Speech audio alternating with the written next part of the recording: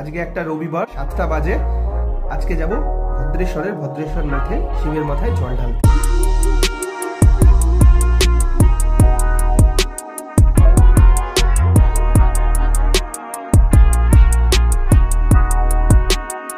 তো আজকে একটু তাড়াতে আছি পুরো পরিবার। হাতটা অনেক লেট, যদিও ভগবান তো সব জায়গায় আছে, তাই ভগবান সময় মানে না, ভগবান মানে ভক্তি। চেষ্টা করছি তাড়াতাড়ি বেরোবার। আজকের ব্লগটা তাহলে ভদ্রেশ্বর নাথকে দিয়ে শুরু করা যাক। যাওয়ার জন্য যত প্ল্যানিং এইটাই কিন্তু করেছে মায়ের সাথে বসে। সকালে উঠেও গেছে, চানও হয়ে গেছে, এখন একটু রেস্ট নিয়ে নিচ্ছে। এখনো মা রেডি হয়নি, আমরা বেরোচ্ছি, স্মাইল চলে এসছে। বাড়ির নিত্য পুজো সেরে বেরোতে বেরোতে প্রায় 7:45 বেজে গেল। আকন্দ ফুলের মালাটা কিনে নিয়ে আমরা সোজা রওনা দিলাম গঙ্গার দিকে। ইস্ট ইন্ডিয়া কোম্পানির আমলের এক প্রসিদ্ধ ব্যবসায়ী শ্যামসুন্দর মণ্ডলের তৈরি রাধাকৃষ্ণ মন্দির এবং তার বাড়ি ঠিক এই গঙ্গার ঘাটের পাশেই। আর এই গঙ্গার ঘাটও বানিয়ে দিয়েছিলেন সেই প্রসিদ্ধ ব্যবসায়ী শ্যামসুন্দর মণ্ডল, আর তার নামেই এই ঘাটের নাম শ্যামসুন্দর ঘাট। শ্যামসুন্দর ঘাটের পাশে যে রেলওয়ের পণ্য বহনকারী স্টেশনটি, সেইটা গঠনের পেছনে কিন্তু এই শ্যামসুন্দর মণ্ডলের হাত অনেকটাই। শ্যামসুন্দর ঘাট থেকে আমরা গঙ্গার জল ভরে রওনা দিলাম ভদ্রেশ্বরনাথ শিব মন্দিরের দিকে। আর একটা কথা কি জানো, এই পুরো ভদ্রেশ্বরের নাম কিন্তু এই ভদ্রেশ্বরনাথ শিব মন্দিরের থেকেই।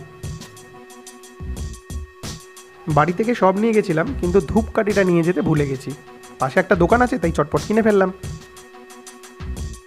এই ভদ্রেশ্বরনাথ শিব মন্দিরের অনেক ইতিহাস আছে, কিন্তু সবগুলোই মৌখিক, ইতিহাসে লিপিবদ্ধ হতে পারেনি। এক মত অনুসারে এই শিবলিঙ্গ ত্রেতা যুগের, যখন বিষ্ণু রামরূপে অবতার গ্রহণ করেছিলেন, তখন এই স্থানে এই শিবলিঙ্গ প্রকট হয়। আবার এও প্রচলিত আছে যে বহু শতাব্দী আগে এই অঞ্চল হুগলি নদীর জলের নিচে ছিল এবং জঙ্গলাবৃত ছিল। নদীর জল কমলে এই শিবলিঙ্গ দেখা মেলে।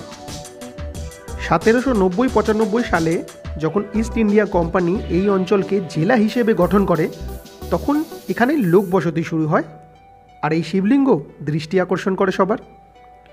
তৎকালীন বর্ধমানের মহারাজা এইখানে এই মন্দিরটি নির্মাণ করেন তখন, কিন্তু রক্ষণাবেক্ষণের অভাবে সেটি প্রায় ভগ্নপ্রায় হয়ে যায়। পরবর্তী সময় ভদ্রেশ্বরের সেই ব্যবসায়ী, যার নাম বললাম শ্যামসুন্দর মণ্ডল, তার নিঃসন্তান বিধবা কন্যা সখীবালা দাস এই মন্দিরের পুনর্নির্মাণ করে। এই সব কথাই মুখে মুখে প্রচারিত। ভদ্রেশ্বরনাথ শিবলিঙ্গর ইতিহাস অনেক পুরনো, তবুও দ্বাদশ জ্যোতির্লিঙ্গে এর স্থান নেই। এর কারণ খুঁজতে গিয়ে আমি জানতে পারলাম যে মহাদেব কোনো এক সময় স্বপ্নাদেশ দিয়েছিলেন কাউকে, এবং তিনি বলেছিলেন যে এই স্থানে তিনি ধ্যানস্থ থাকতে চান, তাই তার এই স্থানের কথা যেন প্রকাশ না করা হয়। আর কি অদ্ভুত ব্যাপার দেখো, শহরের মধ্যে অবস্থিত, কিন্তু তবুও এই জায়গার কিন্তু সেরকম প্রচার হয়নি। ভদ্রেশ্বরনাথ শিবলিঙ্গ মাঝখানে একটি ফাটলের দ্বারা দুভাগে বিভক্ত। লোককথা অনুসারে এই শিবলিঙ্গর উপরে নাকি একটি মূল্যবান রত্ন ছিল, যেটি কোনো এক সন্ন্যাসী লোভে পড়ে ত্রিশূল দিয়ে খুঁচিয়ে নিয়ে নিয়েছিল। কিন্তু সেই সন্ন্যাসীর অবসান গঙ্গার ঘাটেতেই, আর সেই মানিক আর খুঁজেও পাওয়া যায়নি। আর সেই ঘাটের নাম এখনকার মানিকনগর ঘাট। তোমরা যারা এখানে আসতে চাও, খুব সহজেই আসতে পারো। ভদ্রেশ্বর স্টেশনে নেমে টোটো করে মাত্র 10 টাকা নেবে, আর 5 মিনিটে পৌঁছে যাবে এই মন্দিরের একদম দরজার সামনে। বৈশাখ মাসে এখানে কিন্তু 1 মাস যাবৎ মেলা চলে, আর তখন এখানটা একটু জমজমাট লাগে।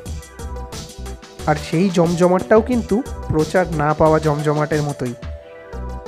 এখান থেকে 4-5 কিলোমিটার দূরে নিমাইতীর্থ ঘাট, সেখানে পা ফেলার উপায় নেই।